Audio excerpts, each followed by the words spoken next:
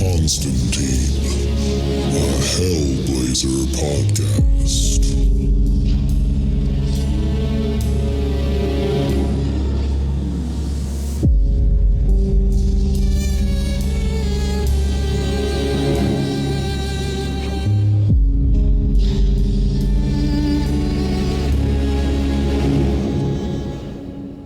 Hey everybody, and welcome back to John Constantine, a Hellblazer podcast.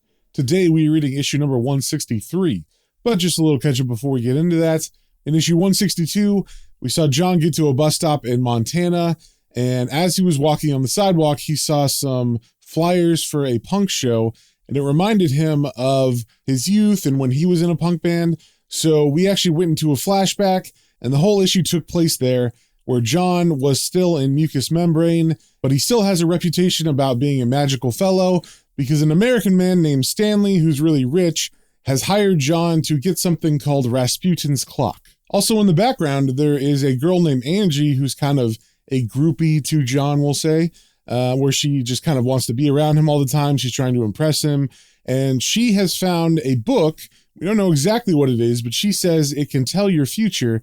If you just say someone's name to it, it will tell you everything that happens in that person's life. And at the very end of the last issue, we saw her with the book in her house, and she said the name John Constantine and began to read the book. And that's where we left off. So first things first, with issue 163, we got the cover. We see a young John looking out at us. He is wearing his leather jacket and mucous membrane shirt, and behind him is a wall that has a clock face on it, and it says Chronos, so I guess we can assume that this is supposed to be like Rasputin's clock. But the face of it and the wall behind it are covered with what looks like band posters or some kind of flyers for shows that bands are playing. And we also see on the cover that this is written by Brian Azzarello with art by Guy Davis. And as we turn to the first page, we see Chaz sitting in his little car, and he's waiting outside of a building. And then we see John run out, and he's holding something wrapped in paper in his hands. And the package looks maybe the size of a small backpack. And as John jumps in the car, he says, "All right, Chaz, shove off." And as Chaz drives away, he says, "I got me a bad feeling about this caper, John." And John replies, "How so?" And Chaz answers, "I don't know. I just don't like it is all." And John says, "Chaz, old son, you don't have to like it. That's my job. Yours is to drive. That you do like, am I right? So keep your eyes on the road then. This treasure here is fragile, and it'll do us no good to deliver it in bloody bits and pieces. Just mind your job and leave everything else to me." And as they keep driving, we see the name of this issue is Lapdogs and Englishmen Part 2. Then we turn the page and we cut to Angie's house, and she is still in the kitchen, and she is standing away from the table that has the book open on it, and she's looking kind of scared as she stares at it, and then she's smoking a cigarette as well to calm her nerves. And as she puffs on the cigarette, it looks like she's debating in her mind if she should do something or not in regards to that book, and eventually she does choose to, almost like she can't keep away from this story she's reading.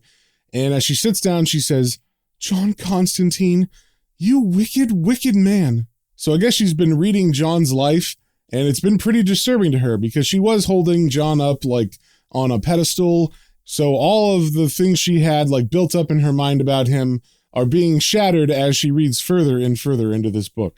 Then we turn the page and we cut to John and Chaz, and they are now inside of what looks like a very rundown flat.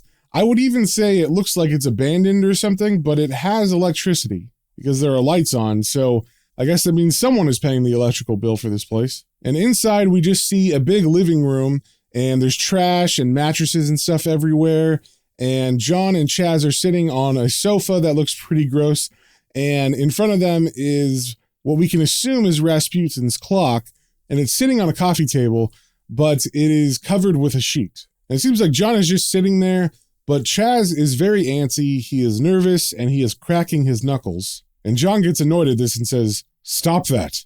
Then there's a knock on the door, and Chaz stands up and says, "Who is it?"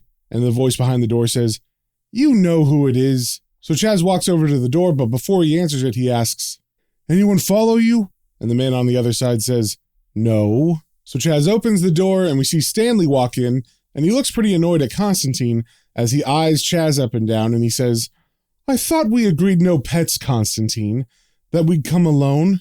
And John smiles and says, No, Stanley, you agreed. They were my terms, and I'm not as brave as you. And then Stanley notices the thing under the sheet on the coffee table, and he points to it and says, "Is that?" And John cuts him off and says, "It is." And without saying anything else, Stanley reaches for it, but John slides it over and says, you were supposed to bring something as well. And Stanley looks kind of annoyed, but he does reach into his jacket and pulls out an envelope, and he gives it to John, and as John counts the money, he says, "Right." And John closes the envelope when he finishes counting, and Stanley says, "I want to see it." And John replies, "I'm sure you do." And then he tosses the money-filled envelope to Chaz, and he continues saying to Stanley, "After all, it's the answer to all your dreams and the source of many nightmares to be, I imagine." And with that, he pulls back the sheet, and he reveals the clock to Stanley. And as he does this, he says, "Your very own open window to the future, Rasputin's clock." And we turn the page, and we cut back to Angie, who is very engrossed in the book she's reading. Of course, it is John Constantine's life. And eventually she gets to the last page, and she closes it, and she holds her head in her hands like she's crying maybe, and she's just read the most messed up thing ever. Then we turn the page, and we cut back to John and Stanley is picking up the clock, and he's holding it in front of him, and he says, "Plenty of people have died trying to get their hands on this."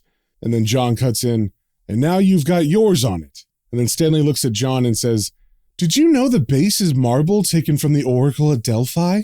And as John lights a cigarette, he says, "Really? That's quite a pedigree." And Stanley replies, "It is. And now it's mine. So, not that you have to, but satisfy my curiosity. How'd you manage to pry it away from this Arab friend of yours?"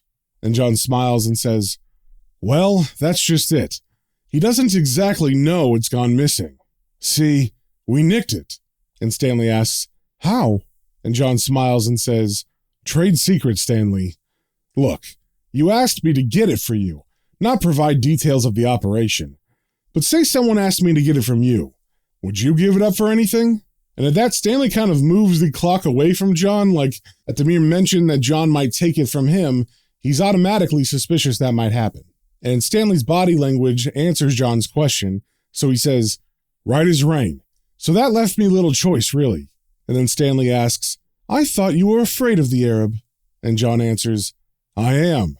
And then he takes a drag of his cigarette and says, "Filed his own teeth down to points he did. Won't eat nothing cooked, only raw, preferably alive." And then he looks at Stanley very seriously and says, "A bloody fucking savage. He's as vicious as they come, and as tricky. Don't ask me how, but it's a fact he can be at two places at once." And as John's talking about how serious it is with the Arab, he reaches behind to the small of his back, and he pulls out a revolver. And as he reveals it to Stanley and Chaz, John continues saying, "And you know something, Stanley? He's lucky one of those places wasn't his flat while I was there," insinuating that he would have shot the Arab while stealing Rasputin's clock. And while he's saying this, it does kind of seem like he is putting on airs. We do know from the last issue that John was going to con this guy, so that's why John is acting a little bit out of character with the gun and everything. So right as John said he would have shot the Arab, there's a banging on the door, and John walks over to the door cautiously, readying the gun, and he says, "Who?" But he's cut off before he can ask the rest of his question by the guy behind the door who says, "It's Les! Open the bloody door, John!" So this is John's friend Gary Lester, and as John opens the door, Les runs in and grabs him by the shoulders, and John asks, "What is it?" And a very alarmed Les says, "You've been found out!" And now John is alarmed and he asks, "What do you mean?" And Les answers, "The Arab! He knows!" And right then, the light bulbs in the house pop and glass rains down on the men, and now the room is covered in darkness, and Les looks at John and whispers, "He's here." And John looks terrified, and Chaz is freaking out too, and he says, "Jesus, John, we're dead!" And John, who's still holding the revolver at the ready, says, "Not yet, we're not, Chaz, but soon, I reckon." And Stanley, who's been guarding the clock, says, "What the hell's going on, Constantine?" And John answers, "Hell, the Arab. Not much difference, all's told. We stepped in some shit here, Stanley." And just as John says that, a door on the other side of the room creaks open, and Chaz looks pretty freaked out, but he cautiously goes over to see why it opened, and as he gets to it, he looks down because he notices the floor feels weird, and he sees blood running from under the door, and he's stepping in it, and he says, "John, under the door, that don't look like shit to me." And with that, he kind of snaps, and he shoves the door shut as hard as he can, and he puts all his body weight on it. So now he's looking at the rest of the room with his back to that door, and he is really freaked out because he actually pisses his pants, and everybody's watching him do this. And as he stares at the wetness growing in his crotch, he says, "Fucking shite." And John tries to calm him down and says, "Easy, Chaz. Hold on to your bottle," which I guess means keep yourself together. But then Les chimes in and says, "Fuck his bottle, John. We're fucked. The Arab's gonna fucking eat us for dinner, all on account of this bloody yank.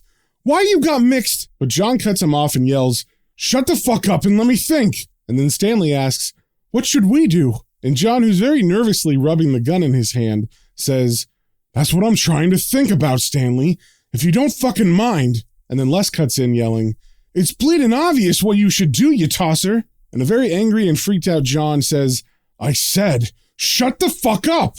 And then he points the gun at Les's head, and Les calms down and says, "All right, John, I'll shut up." But before John has time to say anything, Les is able to punch John right in the face, knocking him over, and as Les and John fall to the ground, the gun also falls out of John's grasp and right at the feet of Stanley. So as Les lands on top of John, he yells, "You stupid bastard!" And then he mockingly quotes John and says, "Don't worry, I'll handle the Arab. Bollocks! Well, sod you!" And as this scuffle is going on, we see Stanley kneel down and grab the gun. And in the meantime, John and Les have both got back on their feet, and Les is pointing at John and yelling at him as John rubs his jaw, and Les is saying, "There's only one way out of this cock-up now. Give the Arab what he wants, and pray to bloody Jesus it's enough." So Les turns around, and he walks over to the coffee table to grab the clock, but as he does, we see Stanley raise the revolver, and without any warning, he shoots Les, and Les falls down dead to the ground. And everybody's kind of quiet for a second, and John says, "Struth, Stanley." And Stanley replies, "He was going to take my clock."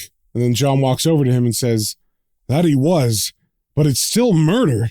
Jesus, if we get out of this, you're going to have to answer for that." And then Stanley asks, "Are we going to get out of this?" And then John answers, "I am. You as well if you keep your head."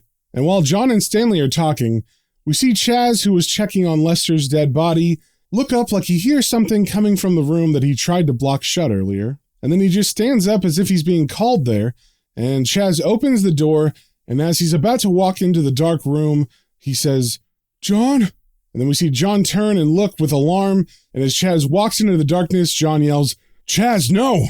Don't go in there!" And then he rushes after him, but just as he's about to go into the darkness, he stops and he yells, "Mother of all that's holy!" And we can see Stanley in the background as he's saying this, and Stanley's trying to peek into the room, but it's so dark that he can't really see. And John is also standing in the doorway, so he's blocking it somewhat. And then, like something out of the Evil Dead, a bunch of gore and blood flies out of the doorway and splashes all over John, covering him with guts and viscera. And John takes it, and then he grabs the door and slams it shut, and he's putting all his weight into that as someone on the other side of the door starts to bang. And Stanley's super freaked out because a bunch of blood and guts just came out of that room, and he asks John, "What is it?" And a very terrified John looks back at Stanley and says, "What the fuck do you think it is?" And Stanley kind of offhandedly says, "Jesus Christ." And John, who's trying with all his might to keep the door shut, says, "Nice guess, but you couldn't be more fucking off." And Stanley asks, "How did he get in here?" And John answers, "Haven't you been paying attention? The monster can be at 2 places at once." And I guess Stanley gets some courage for a second because he readies the gun and he tells John, "Get out of the way." And John, realizing what Stanley's thinking, says, "No, Stanley, just leave me the gun and go far. Get out of the country before old Bill discovers that body, or mine. And make no mistake, he will. See, the Arab, he's in bed with the coppers." And now Stanley's taking in John's words and he's thinking about them. He's looking at Les's body on the ground, and John is continuing saying, "There's some nasty fucking magic going down tonight, and I take it personal. So leave the wash-up and just go." And it seems like John has talked some sense into Stanley, because as John pushes against the door, Stanley reaches out and grabs John's belt, making some room for the gun that he puts in the front of John's pants, and he leans close to John and he says, "I won't forget you." And then he kisses John on the cheek, which is pretty gross because John is covered with blood. But it's also an interesting moment because they've never really hinted that Stanley was gay or anything, but the look on John's face isn't one of disgust or something, it's more of surprise. And with that, Stanley grabs Rasputin's clock and he runs out to his car. Then we cut back to the inside where John is still holding the door shut, but we see the body of Gary Lester getting off the ground. And then as Les stands up, John looks very freaked out. Then we cut back to the outside where Stanley is just getting into his car and about to pull away, and he hears 3 gunshots. And then he hears someone screaming. And with that, he doesn't think about going inside or anything. He just drives off as fast as possible. And we cut back to inside the flat where we see John is screaming and yelling bloody murder. So it was his voice that Stanley heard yelling. And then John starts to laugh very hard as the door opens and we see Chaz come out, and he's got a bucket of blood and guts. And he says to John, "Bloody hell, you're a sight." And John looks down and points at his pants and says, "Me? Look at you with your wet knickers. It was priceless, that was."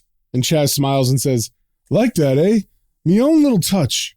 And John gives him the okay sign and says, "You're fucking brilliant." And then he turns to Les and he rubs his jaw and he says, "And you." And then Lester holds up his hands and says, "I had to make it convincing, you know." So John actually did get punched in the face by Lester. That was not an act. And then Chaz reaches into his coat pocket and he pulls out the envelope of money and he gives it to John, and John says, "Well, it was, no doubt about that." And then Les says, "I'd say we drove old Stanley to Heathrow straight away." And Heathrow is the airport in London. And John smiles and he pulls the gun out of his pants and he says, "That we did, lads, that we did.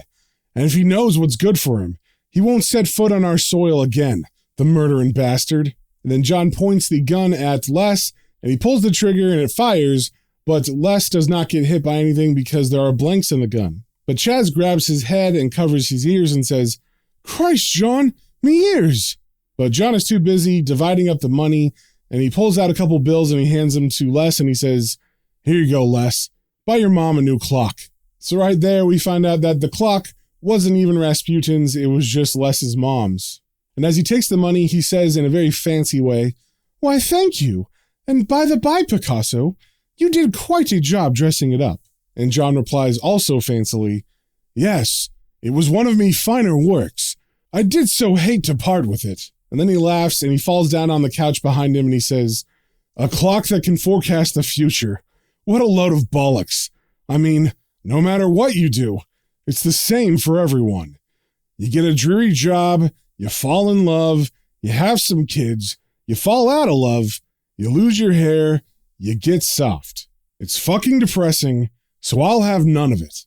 And with that last line, we turn the page and we cut back to Angie's apartment where she is still sitting at the table and she has her arms wrapped around herself, almost like she's gone through some kind of trauma. And she has her eyes closed. Then all of a sudden, from behind her, in an open doorway, a man appears and he asks her, "Did you enjoy John Constantine's life story?" And she starts up in fright and her eyes get really big as she turns around and says, "What?" And as the man sees her face, he says, "Oh, you're crying. I guess that means no." And then he walks over to the table next to Angie, and as he does, she asks, "Who are you? How'd you get in here?" And the man answers, "I am who I am, and I can get anywhere and everywhere I want to." And then he gets really close to Angie, and he puts one hand on her shoulder and one hand on the book, and he says, "I hope you liked my role in the book. I did. I mean, I will. Shall I read you another story?" And without her answering, he says the name, Angie White. And then he gets behind her and he opens the book, which should now be showing what's going to happen in her life because he said her name. And as she stares at the pages, the man continues to talk about what she read about John's life, and he says, "Yes, I think I play a rather nice part in John's life. It seems in the grand scheme minor, of course, until..." And then we see he stopped because the pages of Angie's life story have gone blank, and he says, the pages are blank." And then Angie's eyes get really big Because the only reason that pages in a book of someone's life would be blank is if there is no life. So she starts to frantically flip through the pages, trying to see if maybe it was a mistake. But the man says, "That's probably because I'm not comfortable with anybody knowing the real part I play." And then we see his hands come up and they wrap around her neck, and then her body is pulled up so we can't see her head anymore, and we just hear a crack. So it seems this man has broken her neck and killed her, and that's why the pages were blank in her story after that moment. And also it seems the man killed her for what she read about John and the part that he's going to play in John's life. So we turn the page and we cut to the outside of Angie White's flat, and we see the man is leaving out the front door with the book in hand, and it's pouring rain, but he doesn't seem to really care if the book gets wet. And we do see in the window Angie's dead body on the ground, and then the man just walks off into the streets of London. And that, my friends, is the end of the issue. Now, if you're like me, you weren't satisfied with not knowing who that guy was. So I did a bit of research. Some people thought it was the First of the Fallen, but they never really show his face, and he's not dressed the same way. So if you go to dc.fandom.com and look up this issue, it says that the person is named Unknown Shadowy Figure, but it is highlighted in blue, and if you click on that, it takes you to a page for Destiny, who is the oldest of the Endless who appear in the Sandman comic. And that was the only information I could find about who this possibly is. And I looked for a while, so if any of you guys have any information about that, let me know, because I definitely want to figure out who that was if it's not Destiny. So if you guys have any information regarding that, or if you have any comments, questions, or suggestions, you can email me at planestrains and comicbooks, all one word, at gmail.com, and we will see you on the next one.